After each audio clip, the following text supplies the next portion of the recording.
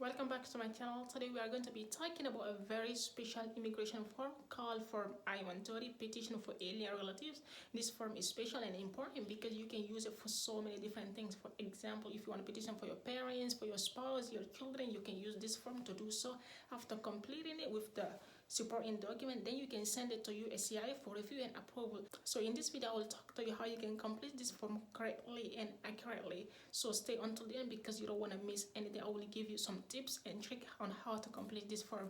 Hey guys, this is Mariama. Thank you for watching my video, for subscribing to my channel, and for giving a like. If you have not subscribed to my channel, please subscribe now. If you find my videos interesting, please share it, give it a like, as this will help my community grow.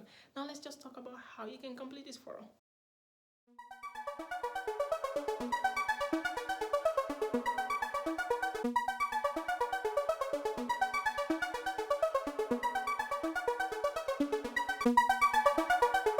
Hey guys, it's Mariama. Now we're just gonna talk about how you can complete the form I-130 petition for alien relative. So if you are completing this form for your spouse, wife, or husband, then you will have to complete another additional form called Form I-130A. So I will make a separate video for you to have, and so you'll be able to complete that form accurately. Let's just talk about this section. This section is for USCIS usually, so meaning that you do not touch this part, you just leave it the way it is. And this part is to be completed by an attorney or accredited representative. So for example, if there's an attorney who is completing this form on your behalf, or they just do it like a G28 and sign the form and complete the form and send it along with the application.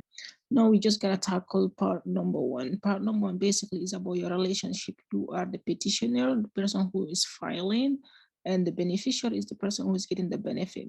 So for the purpose of this tutorial today, we're just gonna um, do a spouse petitioning. So a wife would be petitioning for their husband. So question number one is asking, I am filing this petition for my spouse. We're just gonna go ahead and select spouse. However, if you are filing for your parent, brother and sisters or child, you can go ahead and do whatever category that fits you best. And question number two is asking, if you are filing this petition for your child or parent, select the box that describe your relationship below. So this step does not apply because we are doing a spouse. If you are doing a spouse, it doesn't apply. However, if it is for your child or parent, then you will have to go through this box and select whatever that apply to you. So for question number three, they are asking if the beneficiary is your brother, sister, are really related by adoption. I'm just gonna go ahead and say now because we are doing spouse again. However, if it is you are filing for your, if your beneficiary is your brother and sister that is related to you by adoption, then you will have to answer whether it's yes or no. So in this case, it does not apply to us. So question number four is asking, did you gain your lawful permanent residence status or citizenship through adoption? No, because the petitioner, which is the wife, so is a U.S. citizen, so she was born in the U.S. So part two is talking still about your information about the petitioner. So if you have any A number, so you add your A number here, your A number over here. So basically the A number you can find it on your in the front of your green card or on your citizenship certificate if you have any. She does not have an A number because she was born in the US. So we're just gonna skip this part and go to the next question. Question number two is asking USCIS online account number. So if you have any online account number, some people prefer to do their application online. If the application or if the form allow them to do so, so they can go ahead and do it online. For example, this for I-130, you can also do your application online if you like. The petition, it does not have an online account. Now, question number three is asking for the US Social Security number. So I already pre-entered this social. Petitioner is and she has no middle name and other name used. So If the petitioner have used any other name before, so they will go ahead and enter the last name, first name, and middle name if they have used any. So this petitioner did not use any names before, so we just gonna leave this part blank and move to the next one. Other information. So information where the petitioner was born and mailing address. This part is says in care of. So for example, if you want your mailing address to come, your mail that is coming from USCIS, if you want them to come to a separate mailing address or to your mailing address, you can put this here and put the name of the person here and province. So since it is a US address, there's no province. And also since it's a US address, there's no postal code. So the country is USA. Is your current mailing address the same as your physical address? Yes, her mailing address is the same thing as her physical address. However, if you select no, so that means you will have to complete that in here.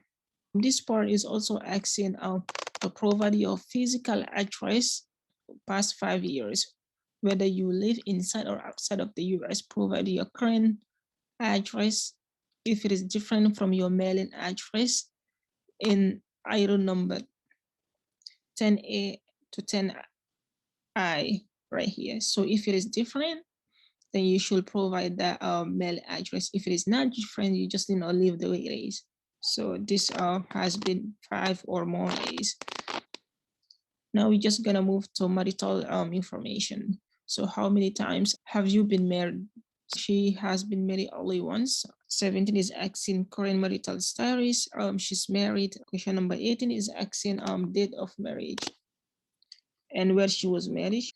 Yeah, she was married in Conakry back home because her husband is living abroad, so she had to move there, and so she can get married to her spouse. So if there's a province, you can also put a province. Name of all of your spouses, if any. So if she has been married before, so we'll just put all of the spouses that she has been married to before and currently. So now for this part, I am just gonna put the name of her current spouse, and he has no middle name. The date of the marriage that ended, so the marriage is still current, so it's present. So we're just gonna put present. And if she had another husband before Mama Betty, so she will have to put that. She always been married once, so it does not apply to her. So we're just gonna leave this part. Now they're asking about information about her parent, the petitioner parent.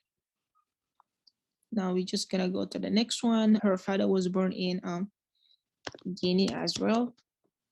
So we are now moving to parent number 2. Female and country of birth is Guinea. City is Conakry. And country of residence is also Guinea. All right. So now we're just gonna move additional information about you, which is also they're talking about, they're referring to the petitioner.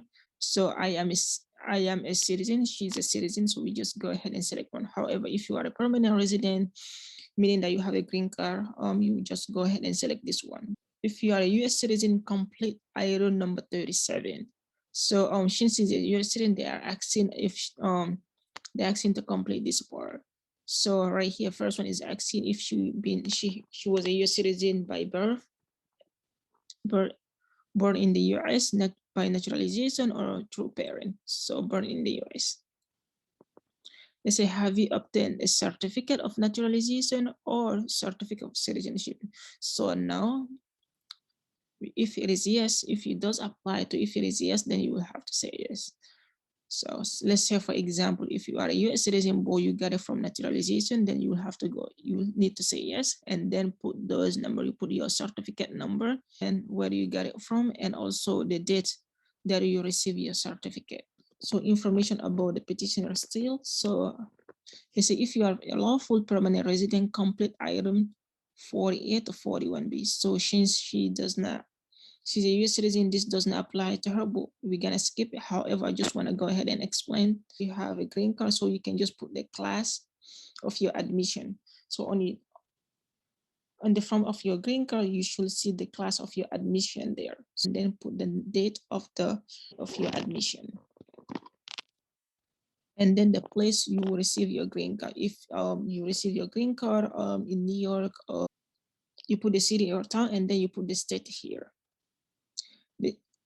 Now foreign is asking, did you gain your lawful permanent residence through Maria's to a U.S. citizen or to a lawful permanent? If it does apply to you, so you will just say yes or no. Now we're just gonna move to on employment history. For the past 5 years, she has been living in the U.S. and she has been working also in the U.S. And the zip code is 101035. And there's no province since it's a US, again, is a US address. There's no postal code, and the country is USA. And her occupation is a sale. Because she's a salesperson or sale. So we're just going to say she has been working there from December 1st, 2014. Now we're just gonna move to part number 3.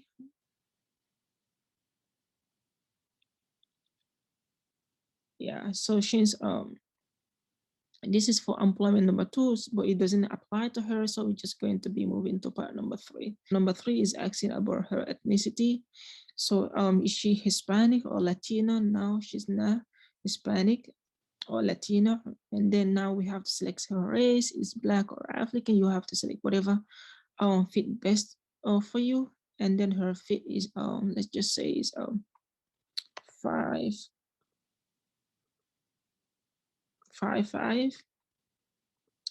Is 142, and her eye color brown, black. Now they are asking about the information about the beneficiary, the person who is getting the benefit. So the person who is getting the benefits is the husband. So the petitioner is the wife.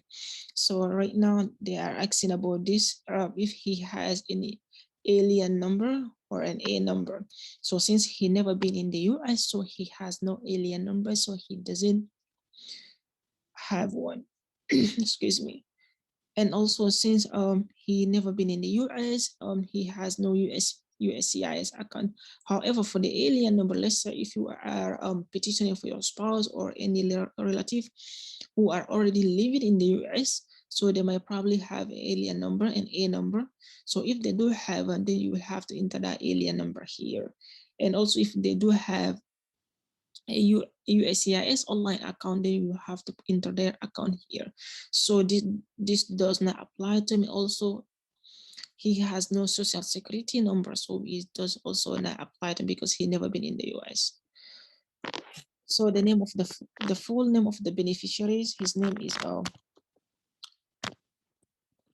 last name is Barry. First name is Mamateo. He has no middle name. They say other name if he never used any other name before, so we're just gonna skip this part. However, if it does apply to your benefit, to your spouse or whoever that you're filing this petition for, so ask them. So if they use any other names, then they will have to provide that to you, so you have to enter those names over here. City of birth is Conakry, and the country is Guinea, and his date of birth is January 1st, 1990, and he's a male. They say, has anyone else filed a petition for this beneficiary before? So if any other person filed a petition for this beneficiary, then you will have to state that. So if it is yes, you have to say yes. If it is no, you have to say no. So for this case is no. No one has ever filed a petition for this beneficiary. However, if you do not know, then you will just say you don't know. Information about the beneficiary. So his physical information. So there's no street in Guinea, they don't have no street name or number. So we're just gonna skip this part. However, if the country that your relative is living at, if they do have a street number or name, so they can just provide that to you and you can enter that. So the city is Conakry. That's where he lives. And so the country is Guinea. And in Guinea, so there's no postal code or state. So we're just gonna skip all of this part. The address in the US where the beneficiary intend to live. So this is very important. So you have to enter the address where the beneficiary intend to live. So since the beneficiary, once he get to the US, he will be living with his wife. So we're just gonna put that address here. It's 180 Street, apartment 01, and then the town or Bronx of New York.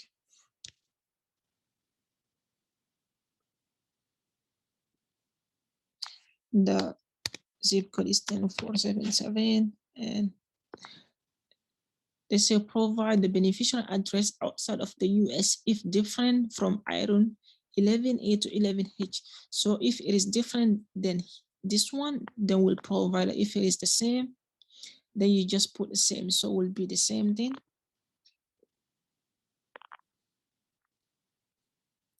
However, you will have to provide their phone number. So just for the sake of this application, this is his phone number, so where he can be reached at for in case. So also information about the benefit still continue. So if he has a mobile number, so we're just gonna enter that, and if he has an email address, so we're going to be entering the email address, but he do not have an email address, so we're just gonna skip that part. Now they're asking about beneficiary marital information, how many times the this Mamadou has been married. So he has been married only once. Now, so we're just gonna say married, and now they're asking date of current marriage. So it's August 8th, 2018, where they were married, Conakry.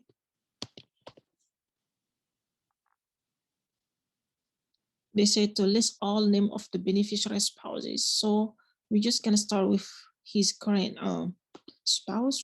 The date the money is in there, so they are still married. So we'll say present. And if he has been married to more than one spouse before, so we'll just enter that. You will have to enter those information here. So he has only been married once. It provide information about beneficiary spouses and children. So they have one children. Country of birth is so part number 4 is still asking about the beneficiary. They say to enter all of this information, family names, last name, first name, and middle name in relationships. So, and all of these part. So if you need more space, this space over here. So this part basically is if you need more space to enter names or family or spouses or anything like that in the application, that if you are running out of space, so you can just add those information here, but just make sure you put the page number and the bar number and the item number, just to reference what you are adding here. Now let's just go back to where we were. Now they're asking about the entry of the beneficiary. So of number 45 was the beneficiary ever in the US. So he never been in the US. So we're just gonna say now. If he has been in the US before, then you will have to enter those information here at the time when he arrived, the class of his admission or her admission, or whoever that you are petitioning this form for. So you will have to put their class of admission, and also if they have an I-94 arrival departure record number, so you have to put that. So usually on their passport, usually they will put the stamp there with an I-94. You just go online and type I-94 at the US State Department. They will be able to find that information there. So for this section, we're just gonna skip because he never been in the US, so we already said now. So now they are asking about his passport number is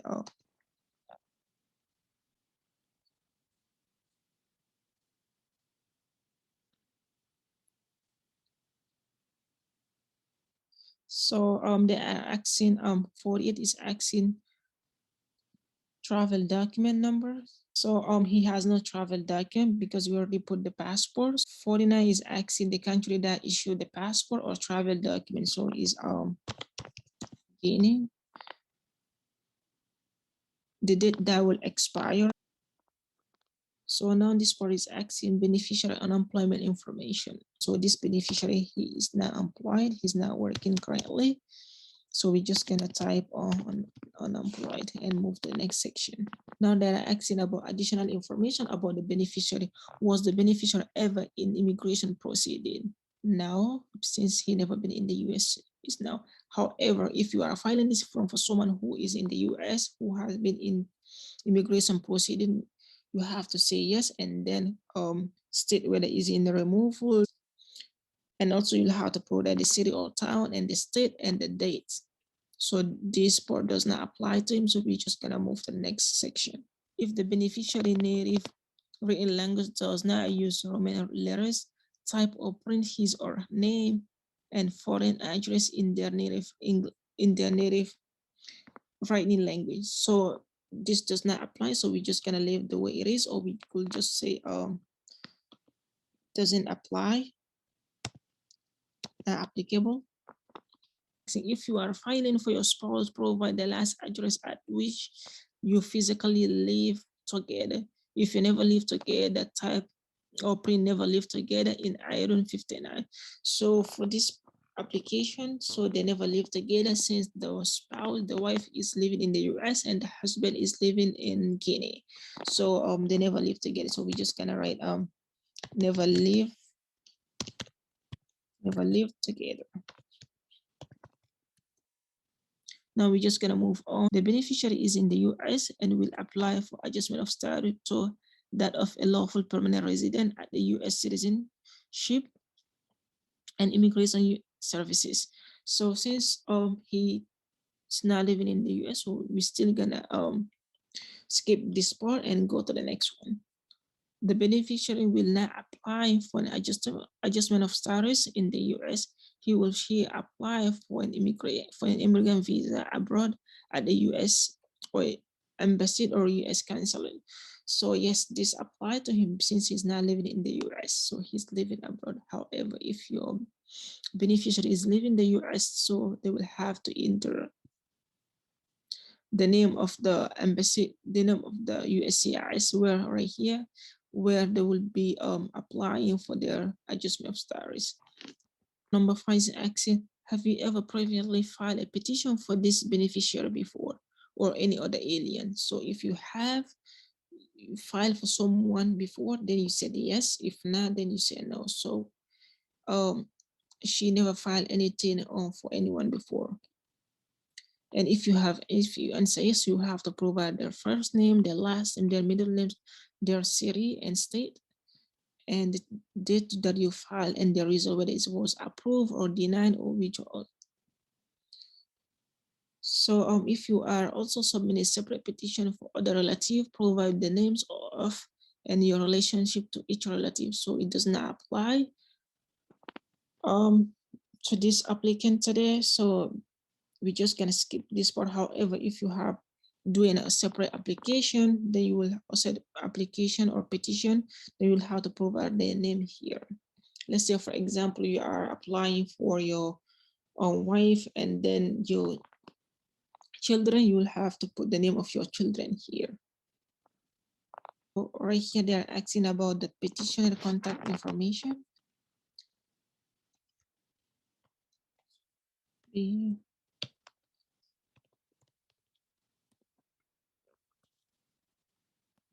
just, I really encourage you to read the penalty and the warning.